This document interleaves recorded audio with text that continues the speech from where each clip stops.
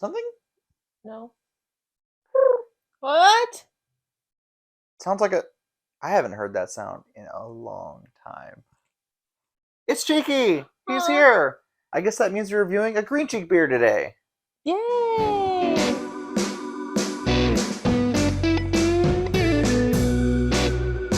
Yay indeed, Mary. Today we have, straight from Green Cheek, Escapism for the Travel Averse.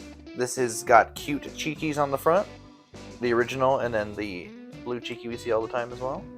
So does that mean that there's only one Cheeky, or there's multiple Cheekies but different names? I call them all Cheekies. I just call them Cheekies. Mm. But the original one is the green with the yellow. Okay. This is Green Cheek Beer Company, obviously, but it's brewed with buds, which means it was a collaboration with Fonta Flora Brewery. Oh. Now, if you remember when we had the beer by them, it was like Yeah. that peach sour. This is them. This is an Appalachian-style white ale with fresh California yuzu and bottle-conditioned California honey. Oh. Yeah. It's a white ale? Yeah. So a lager.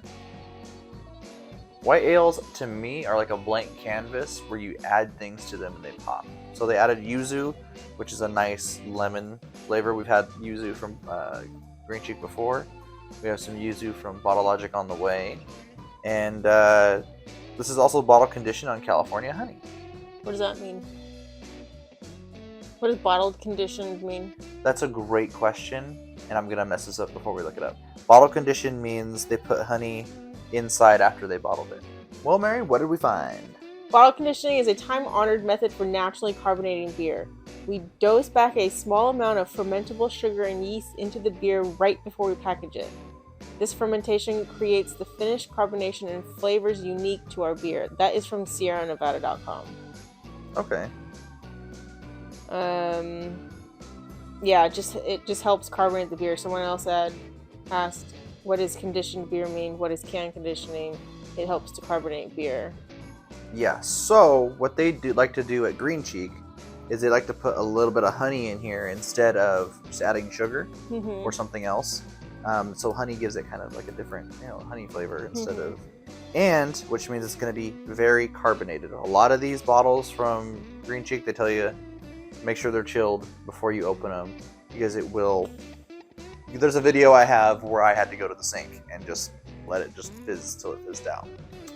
I put this in the freezer, not as long as I would have wanted. I like to have it in there 10-15 minutes usually, so it doesn't explode on me, but we'll see what happens today. This is a nice 25.4 fluid ounce bottle. I love this, and if it tastes good, then that's even better. We've had one of these that we weren't too keen on, and then I've had another one that was super, super good. I'm excited. I don't know if I've had a lot of white ales. The one we had before was That's a white it, ale, yeah. I believe. But that's kind of it. Yeah, it's one that Green Cheek does for us around here every once in a while. So I had to pick it up and see what it's all about. But I think that's enough talking. Let's get to drinking. All right, we're in the splash zone, so we have our towel. I'm so nervous for this every time. Why? Keep it on the table then. Well, I wonder where the towel is going to catch it if it starts overflowing. Here we go. Oh, it's coming a little bit here. I don't think I've ever seen you move so fast. So yeah, not crazy. The freezer works, everybody. And this looks like lemonade. What happened? Where'd he go? Flew away. We opened his beer and he's like, all right, I'm done here. Ooh, smells like a... It smells like a farmhouse. Yes. Yes, very much so. I feel like the last couple we've done from them like this have been more of that farmhousey kind of smell. It's like a light smell, a little bit of... you don't get the hay, but it's like there's almost like a grassiness. It smells like BO a little bit. There's a little bit of like an acrid smell or like almost like a sour wood. Yeah, like kind of, yeah, and also a little musty. Well, it smells good. It looks good, smells good. Let's see if it tastes good. Nope. I'm kidding. It tastes good. The thing about white ales is they are subtle already by themselves. Yuzu lemon is probably the thing I get the most here. And even that is subtle here. And the honey probably just gives it a little bit of sweetness.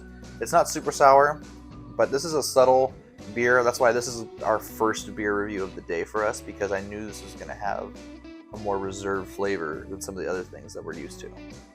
This tastes like just a farmhouse ale that's not flavored with anything. Really, I get a little bit of lemon, but it's not strong. They had a beer that had a lot of yuzu lemon in it, and it was so good. Yuzu for Papa. Yuzu for Papa. That was so good. Now, if you'll notice, look at all the fizz that we have in the bottle now. That's like 3 fingers ahead. Since I poured it, yeah. So, everyone at home, here's what that looks like. Here, there we go. Look at that. That's crazy. Oh, he's back! Back in time for us to give some ratings here. But first, Mary, what do you think about the ABV on this beer? I have no idea. This tastes like nothing. Not that it tastes like nothing. I literally just said it tastes like just a farmhouse ale, and it does. I get a little bit of a sour tinge just in the beginning on it. That's how I feel like farmhouses are for me. Like, all farmhouse ales are a little bit sour. I get the little bit of the sourness from the yuzu, but it's not it's not like anything crazy. Like, a person who doesn't like sours would like this, I feel like. Yeah, oh yeah, this is a very non-offensive beer. But yeah, Mary, what's your guess as to the ABV? Something low. Because it's an ale, and I can't taste any kind of alcohol in here at all. If I didn't know any better, I'm just drinking a lemonade. It's like a 6.2. I have no idea. 6.2? Yeah. The alcohol percentage on this is 6.5, everybody.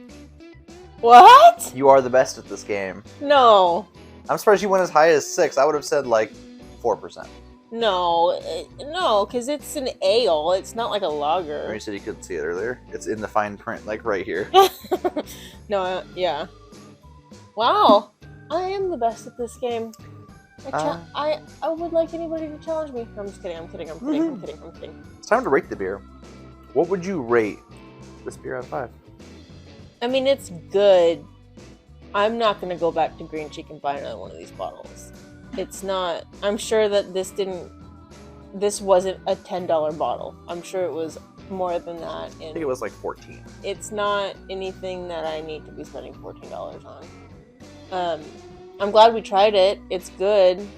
I think I'd give it like a 3.5. Okay.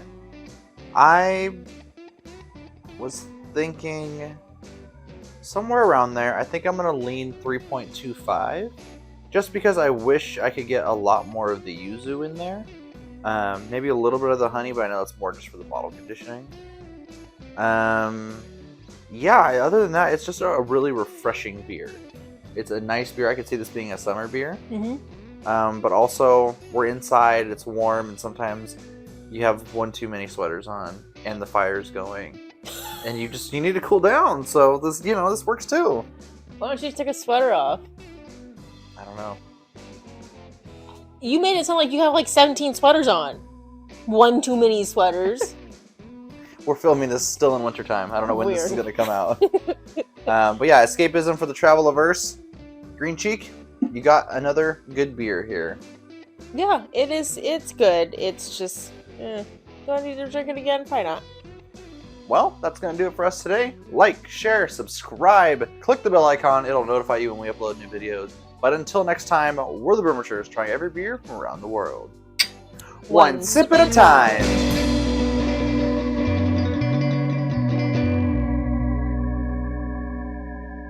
Welcome back to Brewmachers. Today, birds. We love birds. No, that's not that beer. You know hosts love birds? Green cheek. Look at the lacing on the glass, people. Look at that lacing. Wow. Wow. Beautiful. Wow. Look at it. So happy. Look at it.